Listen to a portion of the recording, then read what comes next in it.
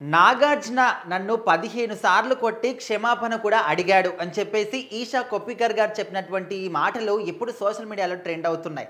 So అప్పట్లో అంటే 1998లో 'చంద్రలేఖ' అనే సినిమా వచ్చింది. ఇక్కడ నాగార్జున గారు హీరోగా, రమ్యకృష్ణ గారు అదేవిధంగా ఈషా కొప్పికర్ గారు ఇద్దరు కూడా ఈ సినిమాలో హీరోయిన్లు అనమాట. సో వీళ్ళ ముగ్గురి కాంబినేషన్లో 1998లో వచ్చిన సినిమాని 'చంద్రలేఖ'.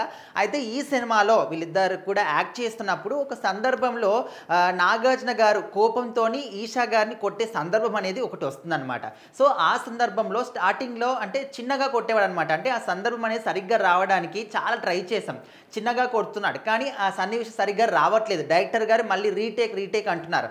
ఓవరాల్‌గా ఒక 14, 15 సార్లు ఈ యొక్క సందర్భాన్ని రీటేక్ చేయడం జరిగింది. సో ఇంకా నాకు కోపం వచ్చేసి నన్ను అంటే మెల్లగా కాదు గట్టిగానే కొట్టండి, నాకు కూడా కోపం రావాలనే విధంగా ఈషా గారు చెప్పడం జరిగిందంట.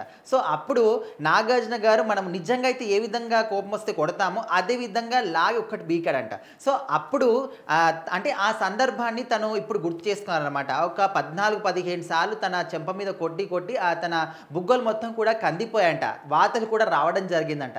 సో ఆ తర్వాత మళ్ళీ నాగార్జున గారు ఆమె దగ్గరికి వెళ్ళి నన్ను క్షమించండి, ఒక సీన్ కోసం ఆ విధంగా చేయాల్సి వచ్చింది అనే విధంగా చాలా కొంచెం బాధపడడం కూడా జరిగిందంట. సో అప్పుడు ఈషా గారు ఏం చెప్పారంటే, ఓకే సన్నివేశం కోసం నేనే కదా నిజంగా కొట్టమని చెప్పింది, దానికి ఏం లేదు, మనము ఒక సినిమా ఇండస్ట్రీలో ఉన్నాం కాబట్టి ఆ సన్నివేశం అనేది సరిగ్గా రావడానికి 100% మనం ఇవ్వడానికి ఎలాంటి పనైనా చేయాల్సి ఉంటుంది. సో అందులో భాగమే ఇది, మీరు కూడా క్షమాపణ చెప్పాల్సిన అవసరం కూడా ఏమీ లేదని చెప్పేసి తను కూడా చెప్పిందంట.